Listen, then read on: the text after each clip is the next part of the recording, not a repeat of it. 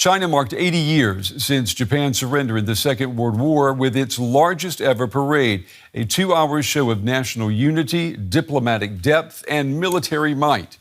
President Xi was the star of the show. He traveled in an open-top car and, in a tribute to the founding father of the People's Republic, wore a Mao-style suit. His guests were a rogues gallery of leaders who reject the American-led world order. First among them, Russia's Vladimir Putin and North Korean leader Kim Jong Un, who rarely leaves his country.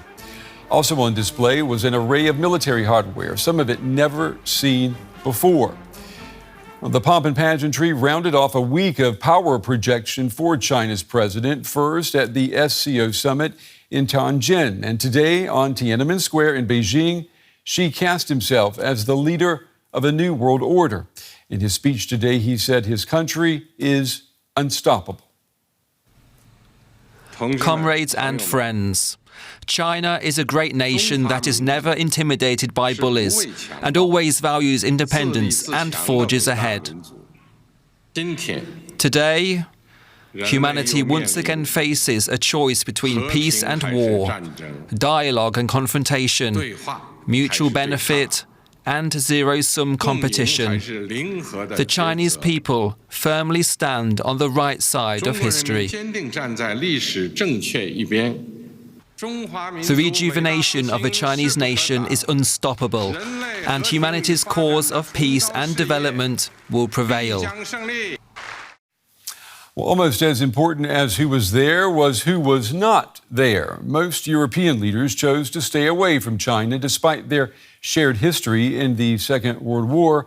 Only Slovakia's Robert Fico and Alexander Vučić of Serbia made the trip to Beijing. Although they weren't there, European leaders in Brussels were following events with concern. The EU's foreign policy chief, Kaja Kallas, said the optics were a wake-up call for the Western world. Looking at President Xi standing alongside the leaders of Russia, Iran, North Korea in Beijing today, these aren't just anti-Western optics. This is a direct challenge to the international system built on rules. And it's not just symbolic. Russia's war in Ukraine is being sustained by Chinese support. These are realities that Europe needs to confront. Well, reactions also came in from the United States. In a post on his social media site, Truth Social, Trump accused Xi of ignoring America's role in helping China during the Second World War. He added, "May President Xi and the wonderful people of China have a great and lasting day of celebration. Please give my warmest regards to Vladimir Putin and Kim Jong Un as you conspire against the United States of America." Putin laughed off the suggestion that he was conspiring with China and North Korea against the U.S. He said the U.S. president certainly has a sense of humor. But Putin's meeting on the sidelines of the celebrations with North Korean leader Kim Jong Un might well play into the conspiracy theories. The two leaders spoke for around 2.5 hours about their partnership and the war in Ukraine. Putin thanked Kim for sending troops to fight alongside Russian forces. He said they had fought courageously and heroically. Kim said he would do everything he can to assist Russia.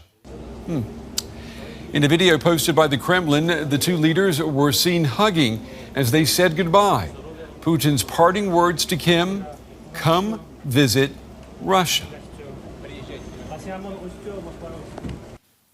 And for more, I'm joined now by Elizabeth Wishnick. She's an expert on China-Russia relations at the Center for Naval Analyses. Elizabeth, it's good to have you with us. Officially, this parade today marked the 80th anniversary of the Japanese surrender in the Second World War. But what was it really about? Well, thank you for having me on the show. The parade was about Xi Jinping as a global leader, and also about China as a global power.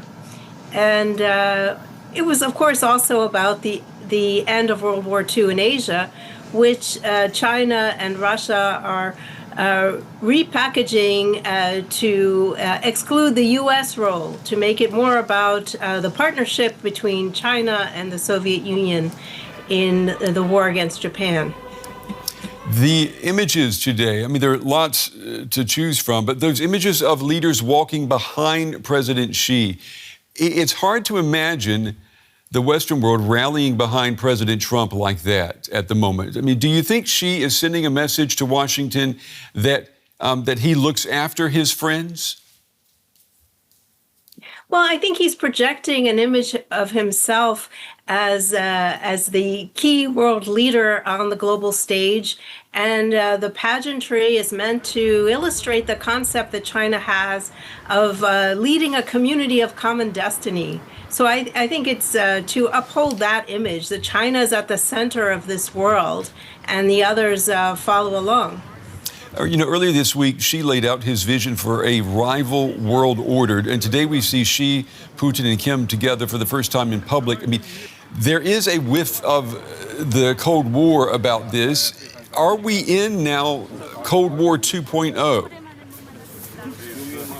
Well, certainly we're seeing a pageant of autocrats on display today. But we have a different world. We have a globalized one. And so I think this is not a recreation of the very much physically divided Cold War of the past. This is a new type of international environment where we certainly have divisions, but we also have countervailing forces of economic, technological, environmental that cut through the divides that political leaders will set up. And what about the military hardware that we saw today? I mean, there were tanks, drones, fighter jets. Some of this was being shown for the very first time. What did you make of it? And I have to ask you, should we in the West should we be worried? Well, certainly we have to be mindful that China wants to be a global military power, and they're busy acquiring the technologies that they need to achieve that. They want to have global geographic scope, not just be restricted to the Indo-Pacific region. And it puts the rest of us on notice that China is looking at this as a long-term project and is investing in these technologies to be able to accomplish its goals and also to protect itself. I think there's an element of insecurity there. Xi Jinping constantly speaks of a difficult world, a turbulent world environment, and even though he has unlimited power and no time frame for his power, he still feels that his own regime is potentially at risk, and so he sees this expansion of technology as a necessary defensive move. Yeah, you mentioned time frame for his power. Hours after the parade today, Putin and Xi held bilateral talks. There was a hot mic moment today between the two leaders. Now, both leaders, we have to remember, are 72 years old. They were caught talking about living to be 150. And Xi says, these days, 70 years old, you're still a child. And then Putin responds, biotechnology is continuously developing. Human organs can be continuously transplanted. The longer you live, the younger you become, and you can even achieve immortality. And Xi then said, some predict that in this century, humans may live to 150 years old. Now, Elizabeth, I've heard of the 5-year plan, but this could be the 150-year plan. I mean, these men, these leaders plan to be around in charge and in power for basically for the rest of this century. Are we prepared for that? Well, I don't know about another 70 years for each of them, but these are two leaders who have indefinite hold on power, but seem uniquely worried about it. I mean, there's no mechanism for a change in the leadership, and perhaps that's what makes them feel secure. And it's interesting, the meetings are held in a complex with Mao's portrait hanging above it. Mao's body still lies in Tiananmen Square, as does Lenin's in Red Square. So it's a fascinating preoccupation that the two leaders have. Do you think that Vladimir Putin's presence first at the SCO summit and now at this parade, does it strengthen his hand in the Ukraine negotiations with President Trump and President Zelensky? I mean, can North Korea and China, can they ensure that Putin will be able to wage war against Ukraine indefinitely? I think Putin was interested in demonstrating that he is not isolated, and through his presence and all of his meetings at this event, he has made that case. Certainly, his new strategic partnership with North Korea has facilitated his goals in Ukraine by providing an influx of munitions and personnel in preventing Ukraine from applying pressure on Russian forces through the Kursk operation. And Kim, in his meeting with Putin, said he would help Russia in any possible way. So it seems like more assistance is in the offing from North Korea. Similarly, China recently, through Wang Yi, has admitted that it's not neutral on Ukraine, that supporting Russia in this conflict is an important interest. And so I think Putin can feel somewhat confident that he has some friends on his side. But I don't know that this strengthens his hand in negotiation. I'm not sure that he's aiming for negotiation. Mm-hmm. It seems like he feels that he has the support he needs to continue his war. And I have a feeling we're going to be talking about more war and less peace, at least in the near term. Elizabeth Wishnick from CNA, we appreciate your time and your valuable insights tonight. Thank you. Thank you very much. Well, I'm joined now by political scientist and security analyst Andrea Kendall-Taylor. She's director of the Transatlantic Security Program at the Center for a New American Security. She joins us from Washington, D.C. It's good to have you with us this evening. China's Xi said the world faces a choice between peace or war. Who does he mean? Who's the peace and who's the war? Well, I think it's a signal that is aimed directly at the U.S. President Trump. And to me, it reflects this idea that China's global ambitions have grown, and more specifically, its ambitions vis-a-vis Taiwan have grown. And so when he talks about there's a choice between peace and war, my best interpretation is that he's communicating with President Trump, giving him the choice as to whether he will stand up and defend Taiwan and choose war, or rather President Trump might choose peace and cede that sphere of influence to Xi Jinping, much as President Trump has done for President Putin in Ukraine. So you think that was perhaps the message to Trump, to stand back, let us have Taiwan? Well, we certainly don't know exactly what was behind, but, there is this concept, that with President Trump really intent on winning the Nobel Peace Prize, being the president of peace, bringing peace to all of these conflicts. And so to me, in a way, that statement plays on this recognized desire for President Trump by peace. And we just don't know what President Trump's view is on the Indo-Pacific. And so I think, again, he's testing the president's limits, I think, and raising that question about how the U.S. may respond to Chinese aggression in the vis-a-vis Taiwan. We saw these images today of the leaders of China, Russia, and North Korea standing side by side. Did we see a true picture of unity today? Well, I think it was a remarkable display of unity, and certainly that was what it was intended to be. I mean, Xi Jinping marched his missiles and his tanks down the streets, and of course that was intended to demonstrate China's military might. But as your reporting just indicated, I think just as important as the tanks and the missiles were the images of Xi standing shoulder to shoulder with Presidents Putin, Kim Jong Un, and also the Iranian president was also there. And those four leaders, their relationship in recent years has grown, it has deepened, the cooperation has accelerated. And so this certainly was intended as a show of unity and to signal that there is an alternative to U.S. global leadership, and it is represented by those leaders standing there on the podium. And you've referred to these leaders as the axis of upheaval. Tell me exactly what you meant by that. Well, the term comes from a piece that I did with a colleague, Richard Fontaine, in Foreign Affairs. And with this term, axis of upheaval, we're talking about these four countries, Russia, China, Iran, and North Korea, who have grown together and coalesced around their shared desire to undermine the United States and the international order it leads. And it really is remarkable that the cooperation has really taken off in recent years, and the war in Ukraine, Russia's invasion of Ukraine, was really a key catalyst.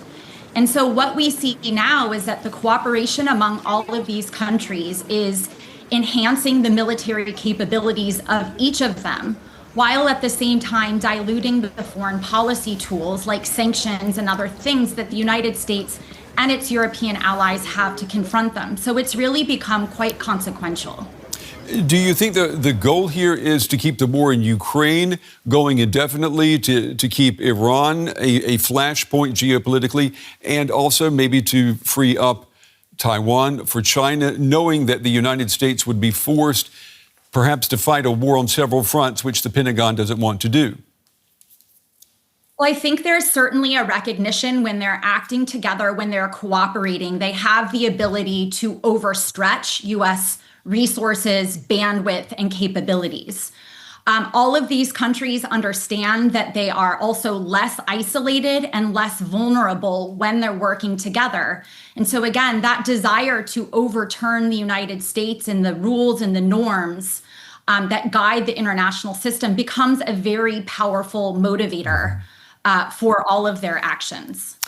She likes to talk about the global South and likes to see China as the leader of a new world order that would include the global South. What can China offer to the global South that the U.S. and Europe aren't or cannot?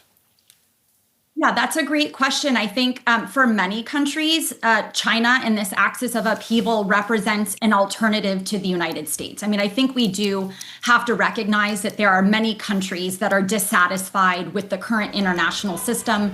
They don't believe that it delivers for them. And so for many of these countries, so for example, Brazil, India, South Africa, the presence of this axis provides an alternative that gives them leverage in their dealings with the United States. It gives them more freedom of action. But I think, to me, the thing that is most dismaying about this present moment is that this axis doesn't provide much of a positive vision of the future. And the United States and its allies, with its economy, its military, democracy, human rights, when we can adopt them and live them at home, we should be well positioned to better compete with this axis of upheaval. But what I worry about is certainly with the current administration in the United States, they seem intent on weakening many of these components and thereby giving a lot of momentum and confidence to this axis of upheaval. Security analyst Andrea Kendall-Taylor, we appreciate your time and your insights tonight. Fascinating discussion. Thank you. Helena Legarda joined me earlier. She's a lead analyst at the Mercator Institute for China Studies here in Berlin. She told us what message China was trying to send with its military parade today. The key messages that he was trying to send is that China is a strong power that is on the right side of history. China is a country that has historically stood against fascism, stood against hegemonism, and he's presented China he's trying to present China as a positive force, standing in contrast to the United States and to the West a bit more broadly, and as a country that is willing to lead the world, the global South in particular, in a new direction, a country that can provide an alternative vision for the global order that is, in China's eyes, fairer and more equitable. And he also tried to send, I think, quite clearly a message.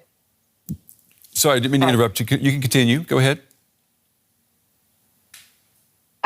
He also tried quite clearly to send a message to the United States regarding China's military capabilities and China's sort of geopolitical influence and force as a bit of a deterrent to any sort of U.S. action against China.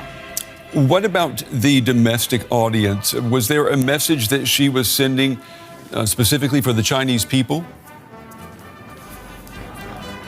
I think the message on the one hand is similar, right? So China is a strong power that is ready for any sort of conflict and that will defend China from any external attacks or any external interference. He also, I think, is using this parade and this whole narrative around China's role during World War II to build up national unity and build up legitimacy at a time that is geopolitically, I think, quite uncertain for China. Let's talk a little bit about the presence of Vladimir Putin and Kim Jong Un at the parade today. How much of a unit, if you will, are China, Russia, and North Korea? What role does China play in this trio? So China and Russia have a long-standing relationship, and we've seen it ever since the start of the full-scale invasion of Ukraine, with Beijing's support for Russia continuing or even expanding since then. It's a similar dynamic when it comes to China's relationship with North Korea. And what we've seen recently, the big change, is a deepening partnership between Moscow and Pyongyang, so between Russia and North Korea. Beijing, however, is, I think, the common element here. And I think what Xi Jinping did by inviting Putin and Kim Jong Un to the parade and by walking out with the two of them in the first row was to send a clear signal to the world and to Western nations that this is a strategic choice by China. Xi Jinping, Beijing knew that by inviting Putin to this parade, by inviting Kim Jong Un, that Western countries would not attend. And that clearly was not seen as a problem. It is a clear prioritization by China of Russia and North Korea as its main partners in this push to become a global power and reform the current global order. How worried should the rest of Asia and the world, for that matter, be about the military buildup that was on display today by China? I think it should be a matter of concern. China's strategic goals when it comes to its military buildup are quite clear, right? So on the one hand is, of course, to preserve the stability of the regime, to keep the Communist Party in power. But that requires a military that is prepared for conflict, that has capabilities that would allow it to stand up to the United States and to contest the United States dominance in the region. And we can't forget that Taiwan and the South China Sea are some of the main areas or the strategic directions of the PLA, of the People's Liberation Army. These are the two potential conflicts that the PLA is preparing for. So the display of all of these advanced capabilities, from intercontinental ballistic missiles to new underwater drones, among many other items, I think sends a very clear message. It's a show of force by Beijing. Helena Legarda from the Mercator Institute for China Studies. We appreciate your time and your insights tonight. Thank you. Well, that report from our East Asia correspondent, Rik Glauert, who joins us now from Taipei. Welcome, Rik. So tell us more about the message China's trying to send with this massive military parade. Well, I think the main message is a projection of China's military clout, all of those thousands of soldiers walking in lockstep, jets overhead, and that parade of all those missiles. This is showing that China's Xi Jinping has really overseen an expansion and a modernization of his country's military. Xi Jinping also has a bit of a message for his domestic audience. He's sort of revising China's role in World War II, bigging it up, and also, projecting some nationalism, whipping up some nationalism and pride at a time when there are some difficulties facing China. There's slowing economic growth, there's youth unemployment, and also those bubbling trade tensions with the US. But above all, this is about the heft, the diplomatic heft of Xi Jinping, getting his friends in a row and showing that he is at the center of a new constellation of power to rival the West. And a rare international appearance from North Korean leader Kim Jong Un. He had a direct face-to-face meeting with Vladimir Putin today. Do we know what they discussed? It's a very big deal for Kim there, being seen alongside Xi and Putin. We understand that he talked to Vladimir Putin for about 2.5 hours. Vladimir Putin thanked him for sending Korean soldiers to help him with his war in Ukraine. And Kim saw some images of a very friendly goodbye, and we understand that Kim said "see you soon" and invited Putin to North Korea. The Kremlin confirmed that Putin had accepted that invitation, though they didn't give a time frame for that visit. So what's the view where you are there in Taiwan of this display of Chinese military might? Well, it's been viewed with a lot of curiosity, a little bit of unease, of course, seeing all of that weaponry just across the strait. Taiwan officials have been keen to point out that, in their opinion, China is rewriting history and that it wasn't the Chinese Communist Party that was ruling China at that time. It was actually the nationalists, which later retreated to Taiwan after the Chinese Civil War. Today, Taiwan's President Lai Ching-te took to Facebook to warn against fascism and strongman cults and said that this was a contrast to Taiwan and its democracy. Interestingly, over the last few days, Taiwan has also flagged what it sees as the massive cost of this parade. They've estimated that it cost about $5 billion, and they've suggested that China could spend that money better helping its own people. Excuse me. Thanks for that, Rik. DW correspondent Rik Glauert in Taipei.